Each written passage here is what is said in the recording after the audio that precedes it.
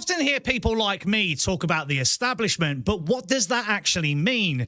Because it's not just politicians, and no, it's not rich people. It's a system, Britain's hidden management layer, and it's been running this country for over a century. So first up, let's talk about what the establishment actually means. The establishment isn't a secret club with a password. Contrary to popular belief, it's a network, a web of people and institutions that run the country, protect each other, and never ever face the consequences that the rest of us would. It's not elected, it's not accountable, and it doesn't change, even when governments do. At its core, it's made up of 5 layers. And here's what they look like in the real world. Remember, all I'm offering is the truth, nothing more.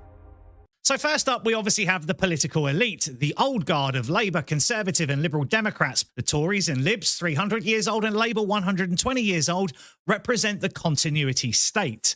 Next up is the bureaucratic state, the civil service, Whitehall departments, Cabinet Office, and arm's-length bodies like the Office for Budget Responsibility and the Institute for Fiscal Studies. They're unelected, they write policy, and they outlast every single minister. Next up, we have the obvious, the media and the cultural arm, the BBC, Sky News, Channel 4, The Guardian, and major entertainment outlets that control the national narrative. They shape what you see, what you don't, and what you're told to care about. Then there's the corporate and financial world. Banks like JP Morgan and Goldman Sachs, investment giants like BlackRock and Vanguard, and corporate consultancies like Deloitte and PwC that fund politics, steer economic policy, and profit from regulation that they actually help write. And last up, we have the academic NGO complex. Universities, activist groups, and think tanks such as Hope Not Hate, Stand Up to Racism, and international partners like the World Economic Forum and World Health Organization. They give government ideology an academical humanitarian gloss and use taxpayer or corporate funding to lobby for policy. These groups overlap, cross-pollinate, and share the same worldview that the British public can't be trusted with too much freedom. So everything must be managed from the top down. If people want to audition for a pantomime, I suggest you go to the Old Vic. So first up, let's go into a bit more detail about the political class. You see, people think Labour and the Conservatives are opposites. They're not. They're rival branches of the exact same machine. The same donors, the same civil servants, the same advisors, just swapping badges every few years. The 1922 committee, on the Tory side, unelected, capable of toppling prime ministers overnight, as we saw with Liz Truss. That I am resigning as leader of the Conservative Party. This morning I met the chairman of the 1922 committee. Has more power than most cabinet ministers. And on the Labour side, the Fabian Society, which I did a video on, founded in 1884, still quietly drives the party's long-term strategy: gradual social control, technocratic governance, and endless state expansion. And this is all published. These aren't conspiracy theories, they're official organisations meeting in the open, influencing your democracy without you ever voting for any of them. They represent the continuity of government, the bit that never ever leaves office. So let's move on to the bureaucratic state, the permanent government as it's known. We call this the blob. You see, every minister who walks into a department thinks they're in charge until they meet the civil servants. Whitehall runs Britain.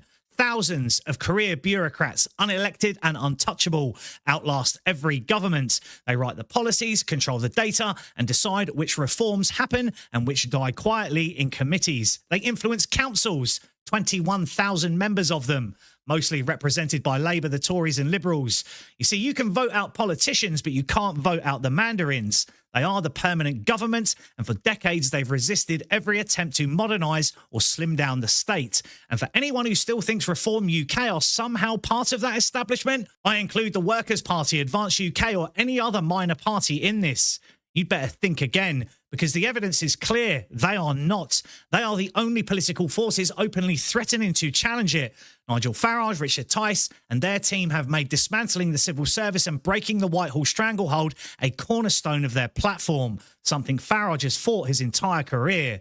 But it's a brutal fight. The bureaucracy will resist every inch of change, unions will strike, the media will smear, and courts will stall. And Parliament itself, full of MPs who owe their careers to the very system Reform wants to dismantle, will close ranks. And we are seeing that play out today in real time. So yes, Reform UK are anti-establishment completely, but taking on an entrenched machine that's been in place for a century, that's not a campaign, it's a war of attrition. On top of that, they have to fight the media establishment. So let's get on to them. You see, the BBC isn't just a broadcaster, it's a cultural enforcer, funded by taxpayers, shielded by government, and used as a weapon to shape public opinion. Then you've got Sky, Channel 4, The Guardian, all singing from the same hymn sheet. They don't inform, they manage perception. We've seen this play out as well. They decide who gets airtime, who's discredited, and who's quietly erased from debate, what stories you see and what you don't. They act like referees, but they're players on the exact same team. When they say independent journalism, what they really mean is approved opinion. That's why Reform UK gets labelled far right. Free speech becomes hate speech, and opposition voices are shadow banned instead of interviewed. Next up, we have the corporate and financial layer. You see, the corporate world isn't separate from politics. It is politics.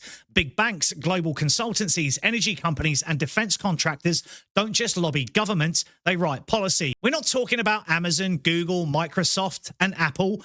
We're talking about big organizations. The banks like JP Morgan, Goldman Sachs, and the investment giants of BlackRock and Vanguard, and corporate consultancies like Deloitte and PwC that fund politics and steer economic policy. It's not Amazon and Google doing that. These ones run those institutions. They fund party conferences, sit on advisory boards, and profit from every net zero target, tech rollout, or migration quota. The goal isn't ideology, it's access. Control the purse strings, control the politicians. That's why ministers who regulate an industry one year end up working for it the next. We see this happen all the time. It's why your bills rise while their profits soar, because the game's rigged before it even starts. Then lastly, and possibly the worst branch, we have the academic and NGO machine. That's the intellectual arm of the establishment, supposedly. Universities, think tanks, and NGOs that dress ideology up as research. They produce the data and report that justify every new restriction, tax, and social engineering scheme. And who funds them? Often the same government departments they claim to hold to account. There is documented evidence of this. It's not scholarship, it's laundering policy through academics, so it looks objective. Even the charities have been captured. Oxfam, Stonewall, and countless human rights NGOs, once genuine campaigners, now political lobbyists with taxpayer funding and globalist agendas. They've become unelected ministries, setting rules that nobody voted for. So next up, let's talk about the real power, longevity, and legacy. You see, the establishment's biggest weapon isn't money, it's time. The global corporations rise and fall. These are the people the socialists want to tax. Tech giants like Google or Meta might dominate for a decade, then vanish. But Britain's establishment, the 1922 Committee, the Fabian Society, the BBC, Whitehall, these entities survive generations and decades and change. They don't compete for profit, they compete for control. So while billionaires and Silicon Valley moguls might look powerful, they are temporary players on the global stage. Most of these institutions were created decades before they even existed. Because the establishment, it's permanent and it always regenerates. That's why every reform movement eventually gets absorbed. Every rebel politician ends up towing the line, and every new government ends up sounding exactly like the last one. We have to ask the question, are we going to get a party that actually can fight back against this? Because there is also the global layer above it all. As much as people like to think that Amazon, Google, Microsoft, or Elon Musk are the establishment, they're actually not. They're the next tier up, the global class. You see, they don't actually care about Britain. They care about data, energy, AI, and influence. They fund supranational organizations, push digital IDs, and back global frameworks that make elected governments look like regional managers. The World Economic Forum, the IMF, the UN, the EU, they set the long-term agenda. Our politicians just implement it with a British accent. That's why every Western government sounds identical. Digital transformation, carbon neutrality, migration targets, online safety, censorship dressed as compassion. The global elite set the trend, The British establishment enforces it locally. And let's talk about how it actually protects itself. You see, try to challenge it, and the system reacts like a wounded animal. Question BBC bias. Look at them all come out and defend it. You're attacking free speech.